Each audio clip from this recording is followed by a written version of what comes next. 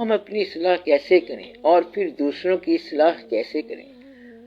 آپ لگاتار اور مسلسل عمل کا نام ہے۔ زندگی ایک مسلسل عمل ہے اور آپ چلتے جا رہے ہیں۔ یہاں سے ہی امینڈمنٹ ہوگی، یہاں سے ہی اصلاح ہوگی، اور اصلاح کے بعد اب آپ آگے چلیں۔ اچھا عمل وہی ہے جو آپ کا ساتھ دے۔ اچھا عمل یہ ہے کہ آپ اپنا جسم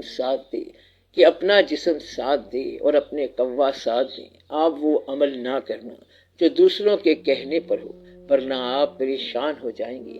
آپ لوگوں کو اداس کہانیاں نہ سنانا، کیونکہ یہ جھوٹ ہوتا ہے اور یہ لوگوں سے ہمدردی ریسیو کرنے کے لیے ہوتا ہے۔ لوگوں سے اپنے بارے میں باتیں کر کے انہیں مشکل میں نہ ڈالنا۔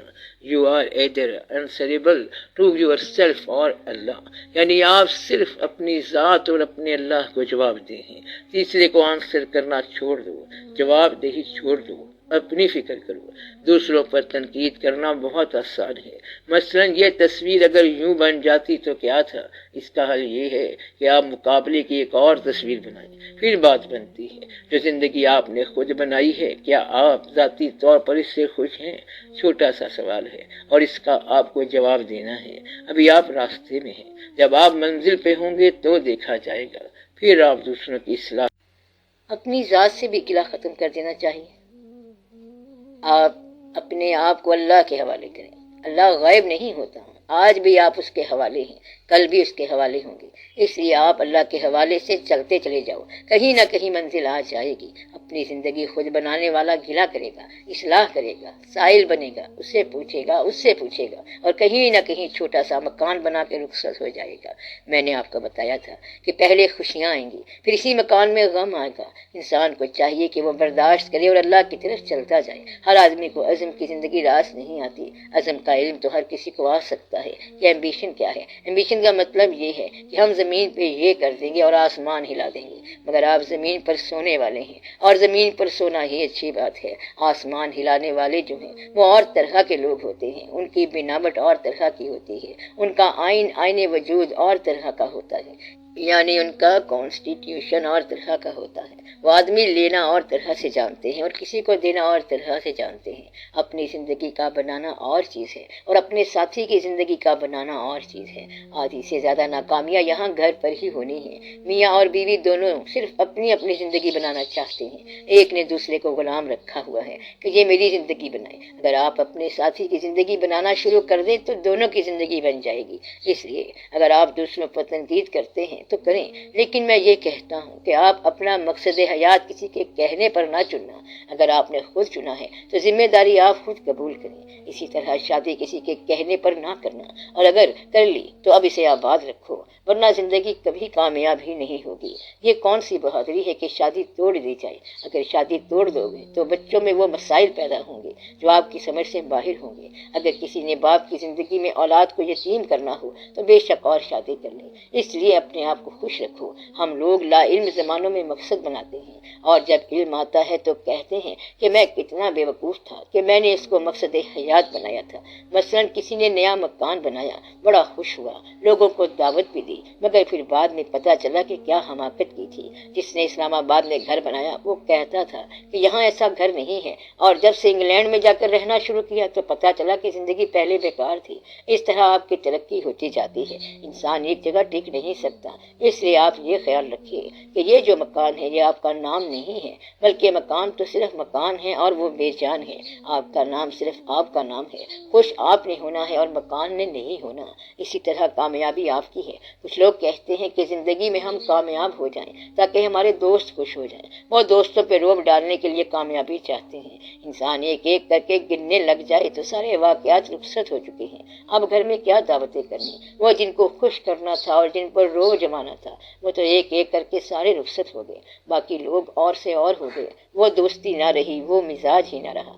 پہلے یہ خیال ہوتا تھا کہ ہمارا باپ اس بات سے بڑا خوش ہوگا کہ اگر ہم کسی ملک کے بادشاہ بن گئے۔ اب آپ کے والد صاحب تو اللہ کو پیارے ہو گئے، اسی طرح اور لوگ جن کو آپ نے خوش کرنا تھا وہ بھی نہ رہے۔ مثلا دوست خوش ہوں گے، لیکن آج کل تو دوست ملتے ہی نہیں، پتہ نہیں ہم کہاں ہیں اور کہاں نہیں ہیں۔ پھر کون خوش ہوگا؟ صرف آپ کی انا خوش ہوگی۔ اگر انا کا مضمون آ جائے تو پھر انسان کے پاس یہ فیصلہ کرنا بڑا مشکل ہوتا چاہتا ہے کہ دیکھو یہ چیز میں نے ساری عمر میں کمائی ہے اور یہ بہت خوبصورت چیز ہے، اسے کہا جاتا ہے کہ تو یہ کمائی چھوڑ تاکہ تیری نجات ہو جائے، تو کہتا ہے کہ کمائی کیسے چھوڑوں، نجات ہو نہ ہو۔ اور پھر بعض اوقات جب اس کو اس حقیقت کا پتہ چلتا ہے کہ نجات بہتر ہے تو وہ اپنی کمائی اپنے ہاتھ سے گرا دیتا ہے۔ تو نجات کی کہانی اور ہے، ابھی تو آپ کو سمجھ نہیں آتی کہ نجات کیا ہے۔ اگر آپ کو کبھی مشاہدہ اپنی آنکھوں سے ہو جائے، خیال کی آنکھوں کی بجائے حقیقی آنکھوں سے، مشائخ کرام یا بزرگان دین اکثر یہ مشاہدہ کراتے ہیں، خیال کی آنکھوں کی بجائے حقیقی آنکھوں سے، مشائخ کرام یا بزرگان دین اکثر یہ مشاہدہ کراتے ہیں، جسے مشاہدہ قبر کہتے ہیں، یعنی اپنی قبر کا مشاہدہ اس میں دکھایا جاتا ہے کہ تیری قبر جو ہے تیرے لیے کیسے ہوگی۔ اگر انسان اس مشاہدے میں آ جائے اور پتہ چلے کہ یہ کیا حقیقت ہے تو پھر پتہ چلے گا کہ وہ زندگی میں کیا کر رہا ہے۔ مثلا کبھی آپ میانی صاحب قبرستان میں جا کے بیٹھیں اور کچھ غور کریں تو وہاں سے آواز آ سکتی ہے کہ شور نہ کرو کیونکہ ادھر ہم لوگ آرام کر رہے ہیں۔ مدعا یہ ہے کہ وہ اور زندگی ہے اور یہ اور زندگی ہے۔ ہم آپ کو یہ مشورہ دے رہے ہیں کہ اس زندگی کے گلے سے جان چھڑا، اس میں آخر آپ نے مرنا ہے اور کچھ بھی نہیں کرنا۔ اس زندگی میں یہ ہوگا کہ 4 آدمی آپ کو جاننے والے ہوں گے اور 4 آدمی آپ کے مخالف رہیں گے اور ضرور رہیں گے۔ کوئی آدمی ایسا نہیں جو اپنی زندگی پر ہم حال مطمئن رہا ہو، بلکہ وہ صرف انجام پر مطمئن ہو سکتا ہے۔ تو آپ ایسا انجام تلاش کر لو جس پر آپ ہم حال مطمئن رہیں اور پھر آپ اللہ کے حضور روبرو ہو جائیں۔ یہ بڑی عارضی زندگی ہے اور وہ بہت لافانی زندگی ہے، تو اس زندگی میں کوئی نہ کوئی کارنامہ کر جاؤ۔ آسان ترین کارنامہ یہ ہے کہ آپ کے پاس جو کچھ ہے آپ اسے تسلیم کر لو اور جو نہیں ہے وہ چیز بھی تسلیم کر لو۔ ماننے والا کہتا ہے کہ میں تسلیم کر چکا ہوں اس رب العالمین کو اپنے دل سے، اور اس تسلیم کا نتیجہ یہ نکلے گا کہ آپ مشاہدہ موت کر سکیں گے۔ اگر موت کا مشاہدہ ہو گیا تو پھر سمجھو کہ زندگی کا مشاہدہ ہو گیا۔ تو انسان زندگی کا مشاہدہ موت کے ذریعے کرتا ہے۔ ایک اور راز کی بات یہ ہے کہ جتنے بھی بزرگ ہوتے ہیں ان میں کوئی بزرگ اگر گزرا ہوا ہو ایٹ دا ایج آف 40 یعنی 40 سال کی عمر میں چلا گیا، اگر آپ بچپن سے اس کے آستانے پر جا رہے ہیں اور اس کو بزرگ مانا ہوا ہے، انہیں بابا جی کہتے ہوں گے اور بابا جی کا آستانہ آپ کو ایور ینگ نظر آتا ہے۔ پہلے آپ بچے تھے اور اب آپ بچے سے بڑے ہو گئے ہیں، لیکن پھر بھی آپ کے لیے وہ بابا جی، آپ بڑے ہوتے جائیں گے اور پھر آپ کی ایک عمر ایسی آئے گی کہ ان بابا جی کو عمر کے حساب سے آپ کا بچہ ہونا چاہیے، لیکن آپ پھر بھی نہیں سمجھتے کیونکہ آپ ان بابا جی کو ایٹرنل مقام پر دیکھ رہے ہوتے ہیں۔ یہ بابا جی کا کمال ہے کہ وہ 40 سال کے ہیں اور آپ 60 سال کے ہیں، لیکن وہ آپ سے رسپیکٹ کو کمانڈ کر رہے ہیں۔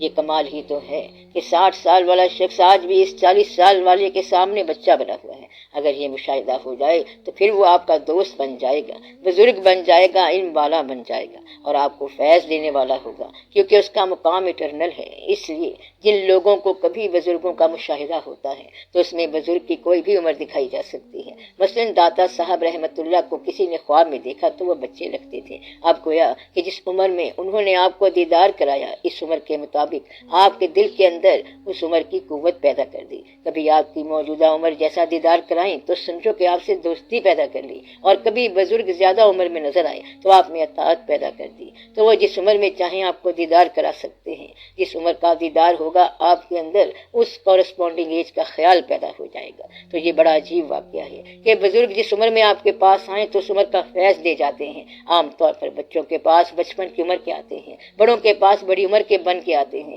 علم والے کے پاس علم والا بن کے آتے ہیں، کاریگر کے ساتھ کاریگر بن کے آتے ہیں اور فرماتے ہیں ہم اس بات کے ماہر ہیں۔ اس طرح زندگی آسان ہو جاتی ہے۔ تو زندگی آسان کرنا بہت آسان ہے۔ اپنی زندگی کامیاب بنانے کا کیا طریقہ ہے؟ آپ اپنی زندگی کو خود مان لیں، اب اس کو بدلنے کا کوئی موقع نہیں ہے، اب یہ چینج نہیں ہوگی، لہٰذا اس کو قبول کر لیا جائے۔ قبول کرنے میں آپ کو کوئی شکست نہیں ہے، بس آپ اپنی زندگی کو قبول کر لیں تو یہ فتح ہے اور کامیابی ہے۔